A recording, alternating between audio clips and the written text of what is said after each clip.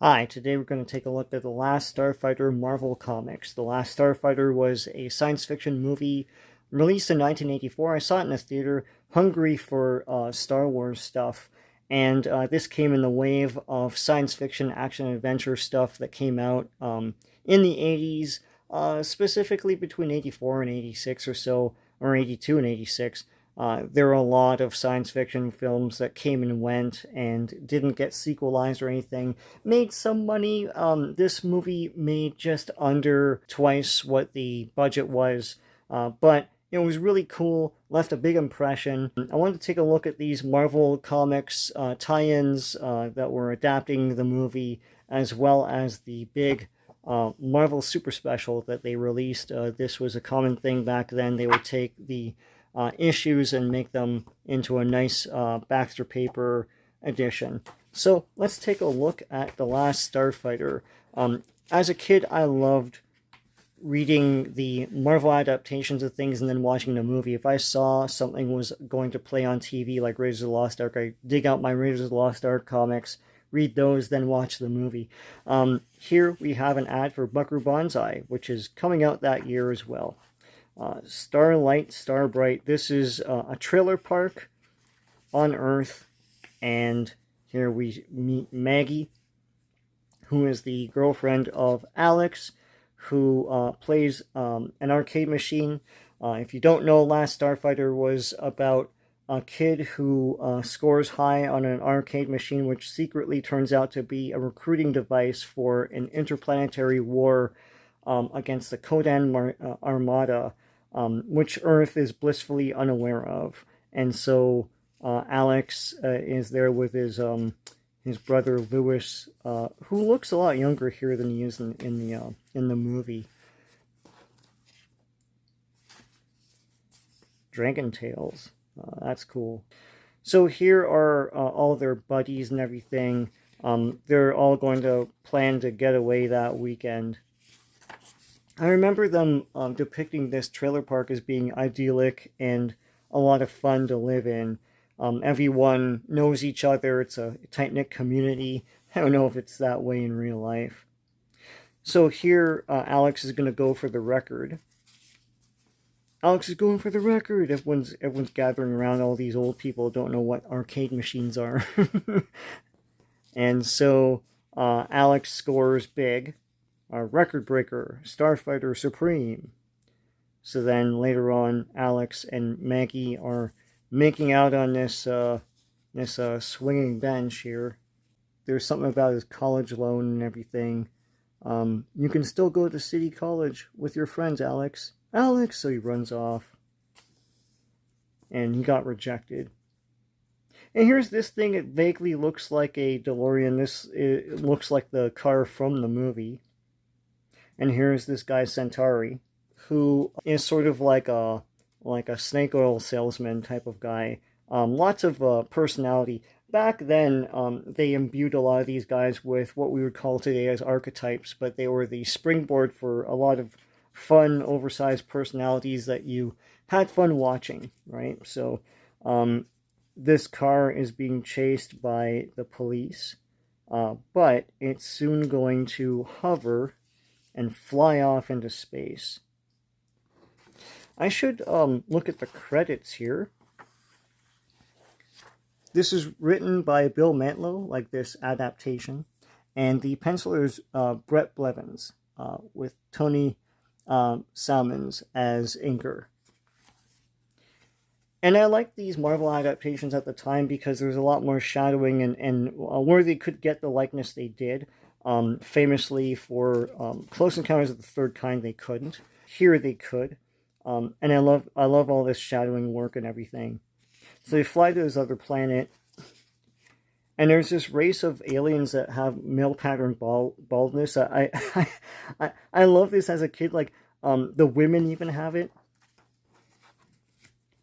So these guys are like, you know what? Why did you recruit someone from a premature planet? And Centauri's like, look, this guy scored big, and Earth is going to be in the crosshairs of the Kodan Armada as well. So here are all the starfighters. At one point, there was going to be an action figure line of these guys, and it never happened. This is a famous ad that graced these comic books. $2.69, you can get all this. It's all like little plastic ships and things. He steps on this guy's feet. I remember this guy got turned into a Halloween costume. Can't remember if it's Ben Cooper or Collegeville. So this guy tells Alex about the Star League and all that stuff. Here's a bullpen bulletin. And here they're explaining the war to Alex. And Alex is like, I can't deal with this. And here's the big leader of the Kodan Armada, Zur. And it's to be continued. Here's an ad for Star Wars, which was a limited series based on the toys. This is a really good, well-written series. And they never made a cartoon, so it's a shame. And here's a subscription. Let's take a look at issue 2. This guy's a bounty hunter. He's awesome. So it's the same staff. And so Zur is projected. Here's another Buckaroo Banzai commercial. And he's like trash talking everyone. He destroys this guy. That was done on camera in the movie. It's pretty disturbing. Anyways, they're all stunned by this. I like how they Brett Blevins is able to capture surprise in like these weird aliens, especially this guy that doesn't really have a human face, right? Here's all these ships. Famously, The Last Starfighter was a pioneer in CGI effects. At the time, I didn't actually know that. When you're watching the movie, it just looked like, you know, the typical models and stuff that they were using in Star Wars and everything. But yeah, they were all CGI ships. It was pretty cool. And that was 1984. So here, the bad guys hurl all of these meteorites at everyone and basically kill all the starfighters. Alex comes home and encounters Maggie, but there's a clone of him to take his place as he's out in space. And there's a whole scene where that clone is being generated, and it looked gross and horrific, and that's not here. But here's this dude who is sent to track down the last starfighter, which is Alex, after everyone else died, and turns into this guy. That's a very good likeness of what's in the movie. Here he goes. Dun dun dun! And he tries to ray gun him. And Centauri's here and gets shot. And so Alex goes off into space to take care of all this. And he meets Grig. And Grig is an alien with a big segmented head and everything. Really cool. He had this like long laugh that was a lot of fun. And so they go into the last Gunstar, I think they call this. And so they fly off, and it's one ship against an entire armada. There you go. Meanwhile, this dude spies the fake Alex on Earth. And Maggie's in trouble as a result. And so the last starfighter is off in space fighting the Kodan Armada, being shot at here. And Alex is stunned that he has to fight all this live now. I mean, he's an ace at the arcade game, and now he has to fight all these live, like, people that are shooting actual death rays at him. And they fly into this meteorite here. This asteroid, sorry. And shoot all those guys, but there's more guys outside. To be continued. Here's another ad for Star Wars by Louise Simonson and Michael Chen and Aiken and Garvey Ingers. Let's take a look at issue 3. Oh, Dreadstar, Epic Comics. The last issue. So you get these month by month. Pretty cool stuff. There's a lot of movies that were adapted this way, like Krull and Blade Runner was another one. Alright, the last Starfighter. So he's being shot at, and he shoots down all of these Kodan Armada ships. Meanwhile, this cop is really an alien and shoots at Alex and Maggie. And manages to blast Alex, but Alex is like, listen, I'm a robot, I'm not really Alex, he's off in space. She jumps out of the car, yeah, I think it's Alex that does it, so Alex dies. And so they're not able to get what the hell this guy's trying to say. He's like, the last Starfighter is, and this guy's like, the last Starfighter is dead, that's what it means. And it's like, no, I think he's trying to tell him that the last Starfighter is out there, and this guy's an imposter.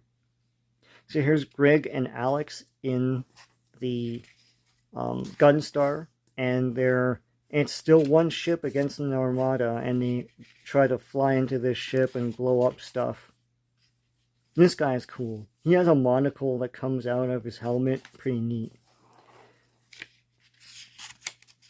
So they blow up a ton of shit here, and there's more star battles here. Pretty cool.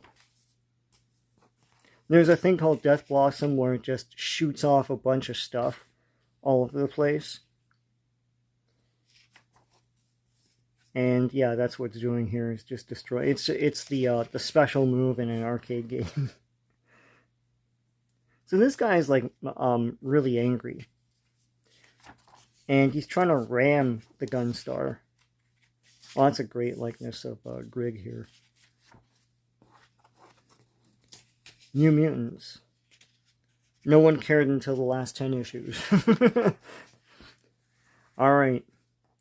So here's these guys. They look cool too.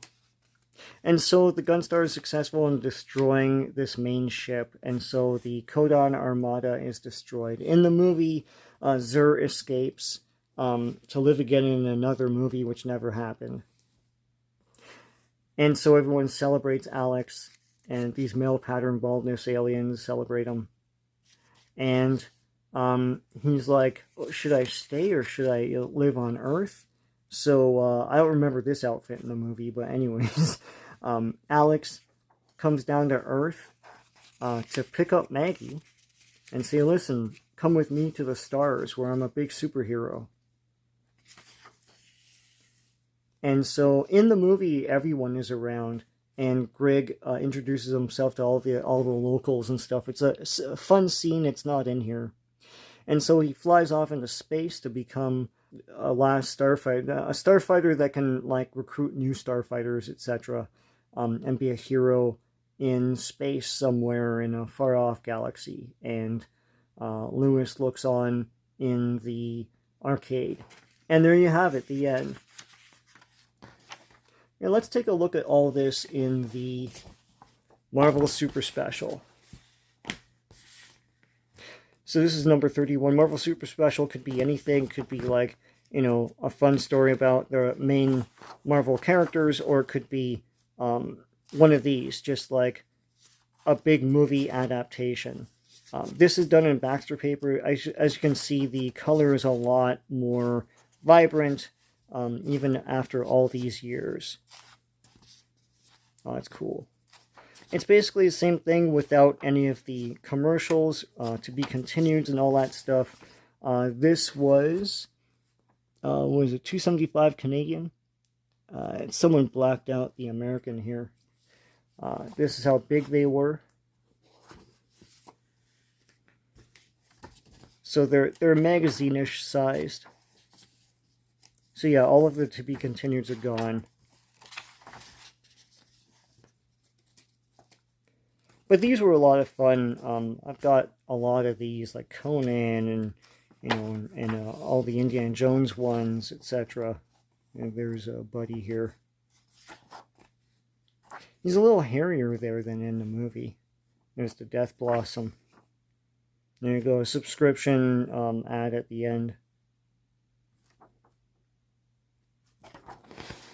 And here's the back of the, it's not a wraparound, but it's a different cover. And this has, like, more credits in the front about the adaptation itself. And some for the movie.